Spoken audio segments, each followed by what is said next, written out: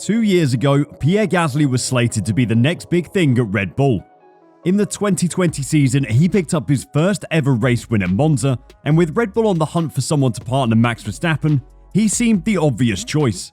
Unfortunately for the Frenchman, that never happened, and Red Bull have now shocked the F1 world with their verdict on his future. Want to know what Helmut Marko has said now that he has derailed Pierre Gasly's career plan? Then stick around for the rest of the video.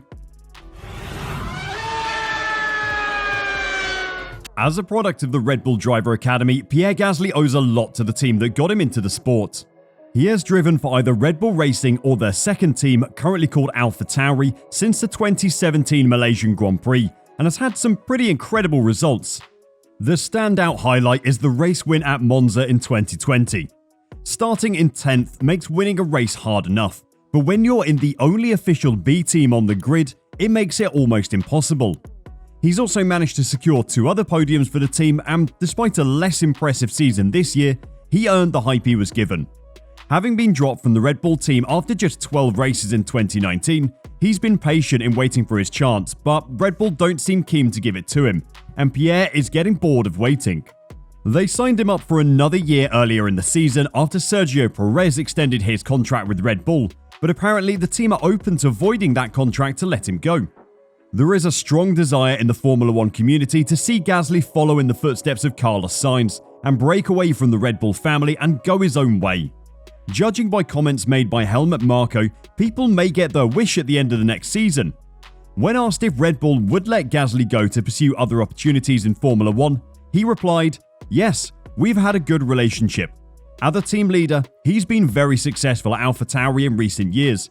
But Yuki is already at his level in terms of lap speed. In the race, things are not going as well as in the previous seasons for the Frenchman. Nevertheless, we improved Gasly's contract financially, even though we didn't have to do that. Perez's contract prevents a move for Gasly to Red Bull Racing in 2023. From 2024, Gasly is free." When Marko gave this interview a few weeks ago, there didn't seem like there was going to be a chance for Pierre to go anywhere until 2024, but in this silly season, it seems anything can happen. Before we talk about the rumours that indicate he's on his way out from AlphaTauri, let's see what former Toro Rosso driver Jean-Eric Vergne has to say about Pierre's career plan. Vergne believes that leaving would be the right choice for the Frenchman. "I really like Pierre and know him quite well," he said. "I think what he's shown over the past 2 years has been nothing but impressive, and there is no room for him at Red Bull. He has to move away at some point to start using his own wings to fly. I think Alpine could be the right team for him." That's right, Pierre Gasly is looking like he could be the #1 choice for the vacant Alpine seat, which is bad news for Daniel Ricciardo. The Alpine and Oscar Piastri situation is currently being resolved by the Contract Recognition Board, but at this point, it seems incredibly unlikely that Oscar will ever drive for the team. If the Contract Recognition Board rules in favour of McLaren, then Piastri will drive there. If it rules in favour of Alpine, then Piastri will probably still drive at McLaren, but they'll have to pay compensation to Alpine for the investment in his career so far. If Alpine do want Gasly though, they would need to buy him out of next year's contract with AlphaTauri. Fortunately for Alpine, there could be some money on its way from McLaren to their bank accounts very soon, which would make the cost of ending Gasly's contract much more stomachable. Red Bull team principal Christian Horner said to Sky, "The market is fairly fluid at the moment. We'll see what is the outcome with the CRB with Piastri, Alpine and McLaren, and then we'll go from there. Pierre is still a Red Bull Racing contracted driver until the end of next season. But of course, we've got a contract with Checo Perez for the next couple of years. Max Verstappen is on a long-term contract. We have to consider all possibilities. Of course, until they fix what is going on with the contract recognition side, everything else is purely speculative." Horner might say it is speculative still, but you can see the pieces falling into place right now. Gasly was asked by the media over the weekend if there was any truth behind the move, but refused to be drawn out into making a comment either way. There are a lot of well-respected journalists and F1 personalities saying that this is happening though, so don't be surprised to hear an announcement in the coming weeks. For the French team Alpine, having 2 French drivers would be very on brand and would definitely get potential French sponsors interested. While everything sounds good so far, there is one potential stumbling block. The 2 drivers are known to not be the best of friends. Paul di Resta highlighted this while he was talking about the potential move at the Belgian Grand Prix. It's no secret that he and Ocon don't necessarily get on too well, ex-F1 driver di Resta said on Sky. I don't think too many teammates get on with Ocon, to be honest. You heard Fernando on the radio. They work together on track, but off it, he can be quite difficult. Sergio Perez had the same issue. This is about compensation for Alpine to be able to then get Gasly. A double French lineup would be great. Gasly in that system, with the way he's driving, would be a credit. It is a surprise to many people that the two are so cold towards each other.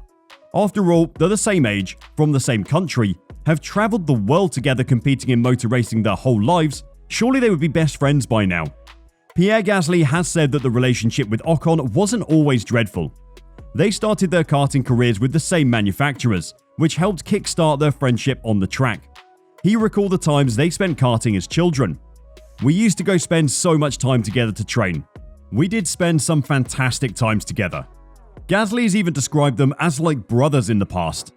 Recollecting, Gasly says the relationship started going downhill in 2009. It was the Bridgestone Cup.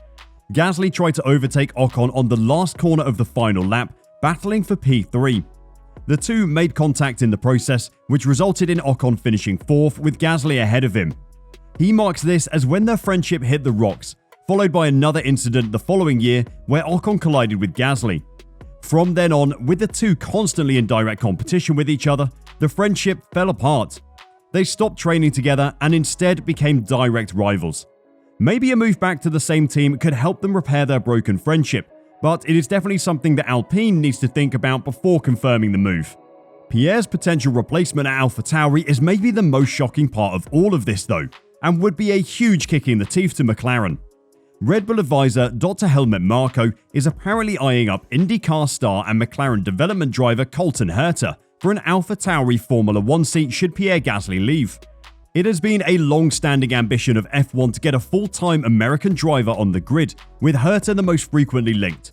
The Andretti Autosport star is one of IndyCar's finest drivers and has tested the 2021 spec McLaren machinery this season, and is in line for an FP1 session that the team is required to give to a rookie driver.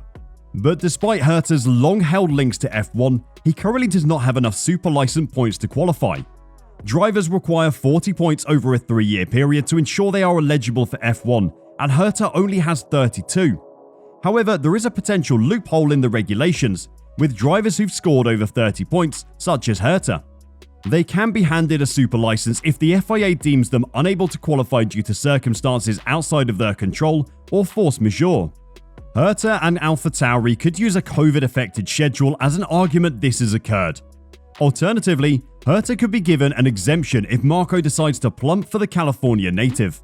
How likely that is to happen though, we don't know, but there is potentially another driver that could be even more attractive for the team. Some sources have indicated that Helmut Marko is considering Mick Schumacher, who is likely to be dropped by Haas and has confirmed he will leave the Ferrari development program at the end of the year, essentially becoming a completely free agent and potentially moving out from the career plan that the media have made for him. A move to AlphaTauri would also mean that there was a high-profile German in the Red Bull camp ahead of Porsche's potential arrival on the grid in 2026.